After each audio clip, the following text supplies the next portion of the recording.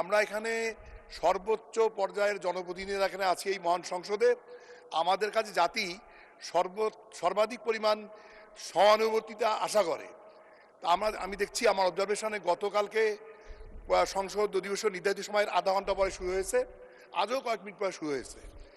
এটা দেখা যায় যে প্রতিদিনেই কার্য দিবসের শেষে পরবর্তী কার্যক্রম নেক্সট ডেতে কবে শুরু হবে, কখন শুরু হবে, এটা বলা হয়ে থাকে। কিন্তু আপনি বলে থাকেন, স্পিকার বলে থাকেন, কিন্তু যদি কোনো কারণে এটা বিলম্বিত হয়, আমি মনে করি এই কারণটা পূর্বাহ্নেই জানা উচিত অথবা অধিবেশনের শুরুতেই জানানো উচিত।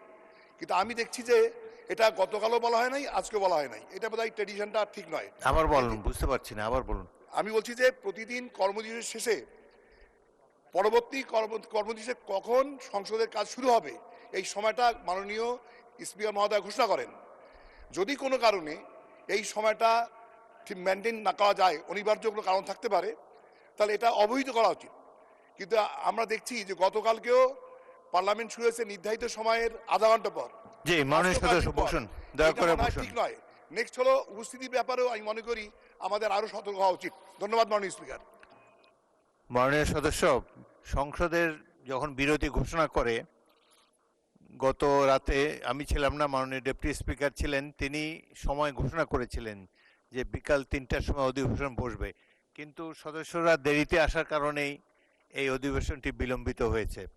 সুতরাং আমি শুধুমাত্র অনুরোধ জানাতে পারি যে স্পিকারের চেয়ার থেকে যে সময় ঘোষণা করা হবে পরবর্তী অধিবেশনের জন্য, মাননীয় সদস্যগণ সেই সময় মতো সংসদে উপস্থিত থাকলে তাহলে আর কোনো সমস্যা হবে না। ধন্যবাদ।